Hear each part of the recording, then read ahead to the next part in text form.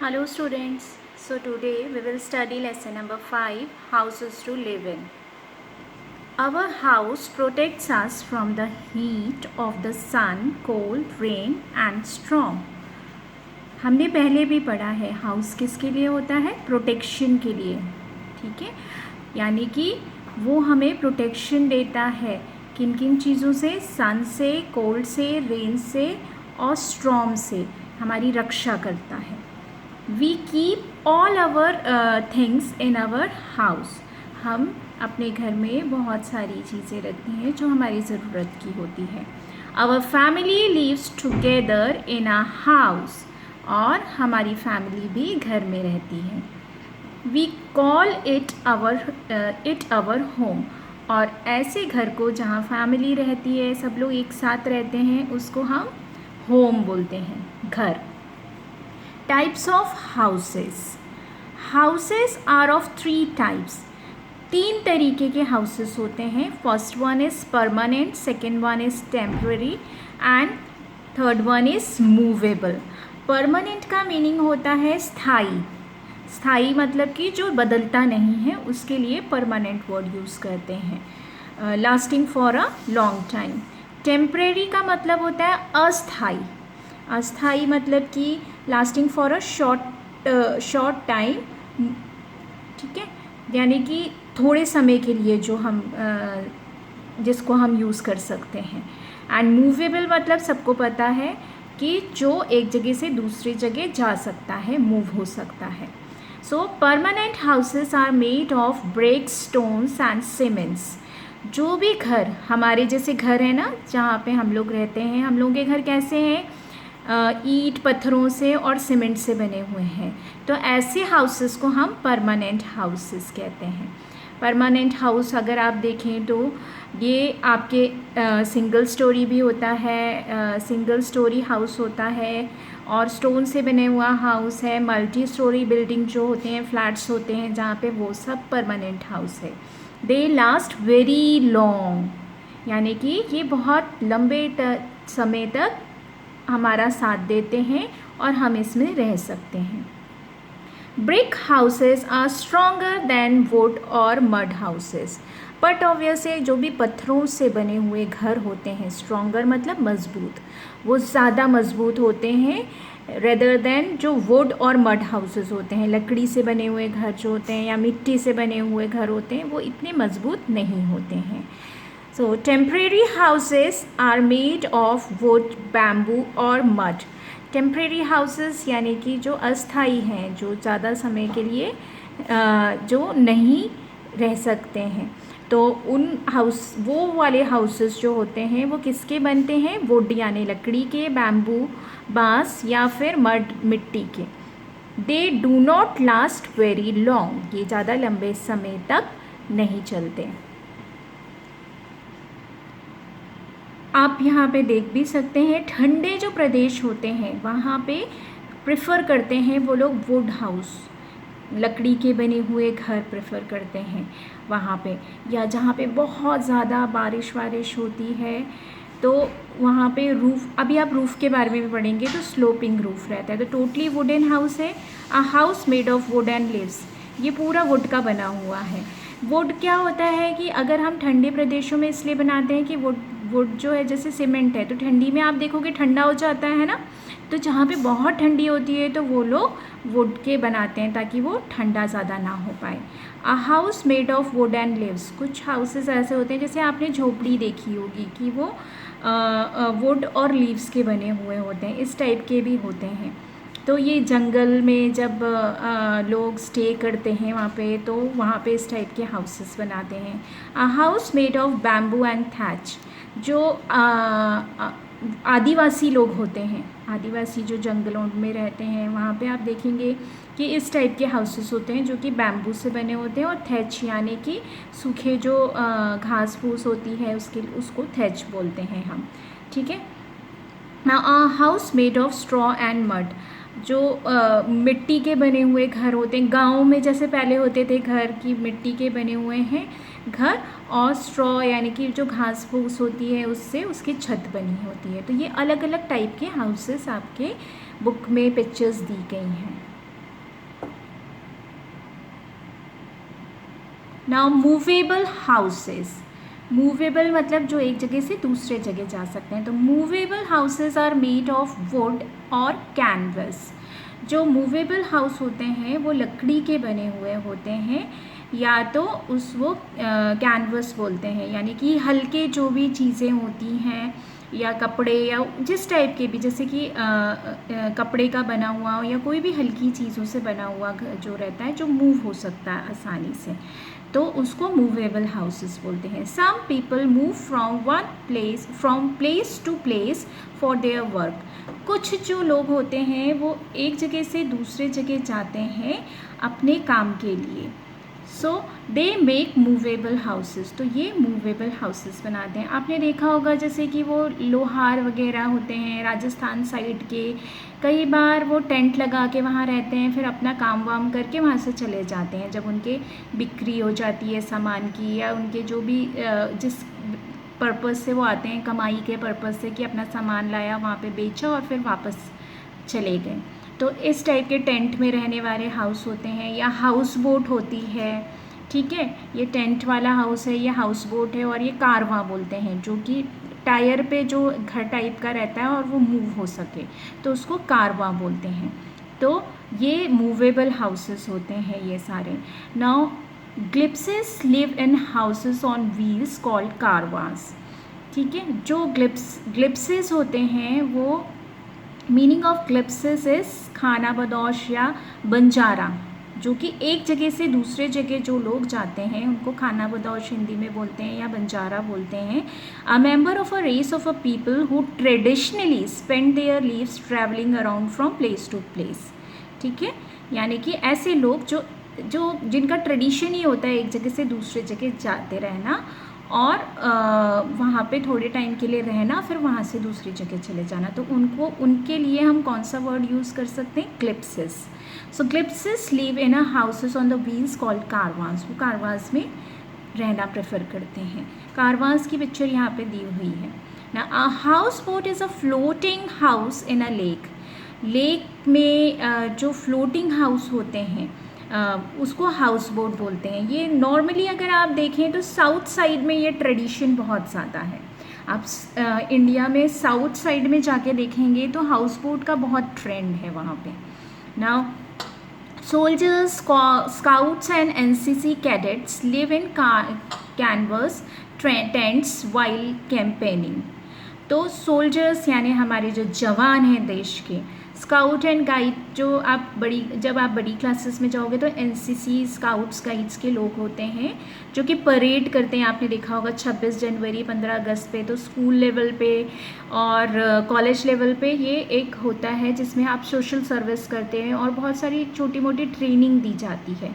तो ये बेनिफिशियल भी होती है। जॉब अगर आप इन फ्यूचर करते हैं तो कुछ परसेंटेज भी मिलता है आपको उसमें। सो ये कैडेट्स होते हैं, तो ये भी कैनवस टेंट्स में रहते हैं। इस टाइप के टेंट होते हैं, वहाँ पे रहते हैं। इवन वो जब वहाँ जाते हैं परेड में, तो भी इस टाइप की ट्रेनिंग उनको मिलती है कि ऐसी जगह रहने में उनको दिक्कत ना हो। Houses have different shapes of roofs. मैंने बोला था आपको रूफ़ के बारे में भी मैं बताऊँगी। तो रूफ़ भी अलग अलग टाइप के होते हैं, यानी कि छत जो होती है उसको रूफ़ बोलते हैं। Flat roofs are made in hot and dry region. तो it depends on the region और द वेदर और the climate of that particular area. ठीक है, जो क्लाइमेट है, वेदर है, उस वहाँ पे किस तरीके का है, उस पर डिपेंड करता है। जो रूफ्स होते हैं उसके अकॉर्डिंगली वो बनाए जाते हैं। ठीक है, ताकि उनको कुछ दिक्कत ना हो। तो जो भी हॉट ड्राई रीजन्स होते हैं वहाँ पे फ्लैट रूफ होते हैं, यानी कि हम जहाँ रहते हैं वैसी जगह जो मतलब मध्य प्रदेश है, उत्तर प्रदेश है, इस टाइप की जगहों पे आप देखेंगे कि फ्लैट रूफ्स होते हैं। They are made of concrete और स्टोन टाइल्स। ये कॉन्क्रीट के बने होते हैं या तो टाइल्स के बने होते हैं। Sloping roofs are made at the places of heavy rainfall और स्नो। जहाँ पे भी हैवी रेनफॉल और स्नो होता है वहाँ पे इस टाइप के स्लोपिंग रूफ्स होते हैं। स्लोपिंग रूफ्स जो होते हैं, ये पिक्चर में अगर आप देखिए तो ये स्लोपिंग रूफ है, ये देखिए ये। ठीक है, स्लोपिंग टाइल रूफ है ये। तो इस पर क्या होता है, हैवी रेनफॉल या स्नो होती है तो ये स्लाइड होके नीचे गिर जाती है। अब समझ में आ रहा है आपको क्यों रूफ क्लाइमेट और वेदर पे डिपेंड करता है। तो ये स्लाइड होके मतलब फिसल के नीचे गिर जाती है। Sloping roofs helps the water और snow to fall off immediately, तुरंत उसको नीचे गिरा देती है। नीचे गिर जाएगा तो ठंडक नहीं बनी रहेगी, स्नो अगर ऊपर ऊपर रहेगा तो पूरा घर ठंडा हो जाएगा, पानी भी नीचे गिर जाएगा तो इकट्ठा नहीं होगा, तो वो रूफ में ख़राब नहीं होगा। They are made of tiles, tins, asbestos और थैच। ये तो या तो टाइल्स के बने होते हैं, टिन्स जो पतली पतली टिन्स होती हैं, आपने देखा होगा छोटी छोटी सी जो शॉप्स होती हैं ऐसे टिन्स का बना होता है। एस्बेस्टस जो होता है वो सॉफ्ट ग्रे कलर का मटेरियल होता है जो कि बर्न नहीं होता है, बर्न नहीं कर सकते उसको, ऐसा ही होता है वो, ठीक है। तो ये हीट से प्रोटेक्ट करता है हमें, ठीक है। सो प्रोटेक्ट, अगर मैं उसको बोलूँ तो a soft grey material that does not burn and is use to protect against heat, ठीक है। तो इसके लिए यूज़ किया जाता है। और थैच तो आपको सबको पता है, वो जो घास फूस वाला जो होता है थैच रूफ, तो स्लोपिंग थैच रूफ इस टाइप के होते हैं। Now building a house, many people help us in building a house. House बनाने में बहुत सारे लोग इन्वॉल्व होते हैं, एक जन सिर्फ हाउस नहीं बना सकता है, बहुत सारे लोग जो फ्लैट्स बनते हैं, घर बनते हैं। पहले तो क्या होता है, an architect drawers the plan of the house. जो आर्किटेक्ट होता है यानी कि एक इंजीनियर होता है, वो जो कि हाउस की डिज़ाइनिंग करता है, उसको हम आर्किटेक्ट बोलते हैं। वो डिज़ाइन करता है, ड्रॉ करता है कैसे घर बनाना है, कहाँ किचन होगा, कहाँ वॉशरूम होगा, कहाँ ड्राइंग रूम होगा, कितनी ज़्यादा स्पेस को यूज़ कर सकते हैं। The mason lays the bricks और स्टोन्स। जो मेसन होता है वो ब्रिक्स और स्टोन्स लगाता है। ये सब आप बचपन में पढ़ चुके हैं, मेसन, कारपेंटर, प्लम्बर, इलेक्ट्रीशियन, तो सब इन्वॉल्व होते हैं। The carpenter makes the doors, Windows and cupboards of would. Carpenter जो है वो डोर बनाता है, विंडो बनाता है और कबर्ड्स बनाता है, अलमारी बनाता है घर में would say. The plumber fits all the pipes and taps. और प्लम्बर जो है, क्योंकि घर में भाई टैप भी लगता है तो कौन करेगा वो काम प्लम्बर करता है। The electrician lays all the wires. और जो इलेक्ट्रीशियन है वो सारे वायर फिट्स करता है घर में। He sets up all the plugs and switches of electricity. Plug और स्विचेस भी लगाता है। The painter white washes and paints the house. और पेंटर क्या है, वो पेंट करता है घर को। The labourer helps the above workers. और जो मज़दूर होते हैं वो ये सारे वर्कर्स, यानी कि ये अकेले नहीं करते हैं, इनके पीछे भी मज़दूर होते हैं जो इनकी मदद करते हैं। तो वो मज़दूर जो हैं ये सारे वर्कर्स की मदद करते हैं। A clean house, cleanliness is next to godliness. ये तो अपने दिमाग में आप बैठा लीजिए, जहाँ पे सफाई होगी वहीं भगवान का वास होता है, ठीक है। चाहे वो कहीं भी हो, आपका घर हो, आपका स्कूल हो, आपकी कंट्री हो, हर जगह हमें सफाई का ध्यान रखना है। टॉयलेट, बाथरूम, हर जगह जहाँ पे भी सफाई होगी बेटा, वहाँ पे ना तो बीमारी आएगी, और हमेशा साफ़ सुथरी जगह पे रहना हर किसी को अच्छा लगता है, लेकिन उसके लिए हमें भी सफाई करनी पड़ती है और हमें ध्यान रखना पड़ता है कि गंदगी ना हो। Keep your house clean and tidy. अपने घर को साफ़ सुथरा रखना चाहिए। Dust the furniture and other things. Dusting करनी चाहिए फर्नीचर की और भी चीज़ों की। Swipe the floors every day. रोज़ झाड़ू लगाना चाहिए। Throw the waste in waste can. और जो भी गंदगी है वो हमें डस्टबिन या वेस्ट कैन में फेंकना चाहिए, इधर उधर नहीं। Keep everything in order. हर किसी को अपनी जगह पे, जो मम्मा ने आपके जगह बनाई है, बुक्स रखने की अलग, टॉयज़ की अलग, तो आप उसको यूज़ कीजिए ज़रूर, पर उसको प्रॉपर जगह पे रखिए यूज़ करने के बाद। Keep the windows and ventilators open to let the fresh air in. जो विंडोज़ हैं उनको खोल के रखिए। वेंटिलेटर्स मतलब जहाँ पे हवा एक जगह आर पार हो सके, तो उसको बोलते हैं वेंटिलेटर्स। ऊपर आपके वो झरोके होते हैं ना, उनके लिए वेंटिलेटर्स वर्ड यूज़ होता है। तो उसको ओपन रखें ताकि फ्रेश एयर घर में आ सके। Use curtains on the doors and Windows to keep the dust away. हम कर्टन्स क्यों यूज़ करते हैं डोर और विंडोज़ पे? ताकि जो डस्ट आए वो उन कर्टन्स पे चिपक जाए, घर के अंदर ना आ पाए। So wash curtains and covers from time to time, और टाइम टू टाइम हमें वॉश भी करना चाहिए क्योंकि वो गंदे हो जाते हैं। हमारे कपड़े भी तो गंदे होते हैं, हम रोज़ वॉश करते हैं ना। कर्टन्स हम रोज़ नहीं कर सकते, पर टाइम टू टाइम हमें वॉश करना चाहिए। Use net doors to keep flies and mosquitoes away.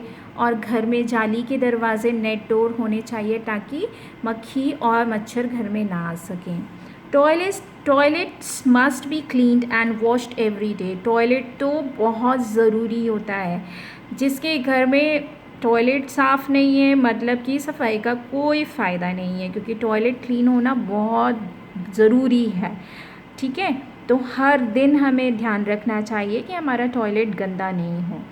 Get the drains clean with phenyl every day. जो भी ड्रेन्स होती हैं, नालियाँ, उनको क्लीन करना चाहिए फिनाइल से रोज़। Harmful germs breed in a dirty house. क्योंकि जो हार्मफुल जर्म्स होते हैं, जो हमें नुकसान पहुंचाने वाले जो जर्म्स होते हैं, वो वहाँ पे ब्रीड मतलब कि पैदा होना, यानी कि कोई भी चीज़ टू प्रोड्यूस, मतलब पेड़ पौधे जो होते हैं वो भी पैदा होते हैं या जानवर पैदा हो रहे हैं, तो उसके लिए ब्रीड वर्ड यूज़ करते हैं। तो वहाँ पे पैदा होते हैं, कहाँ पे? डर्टी हाउस में। So a clean house is a good for health. हमेशा साफ घर जो होता है वो हर किसी की सेहत के लिए अच्छा होता है। So this is the lesson. Read this lesson again and again and listen this lesson and learn the unfamiliar words also. Thank you.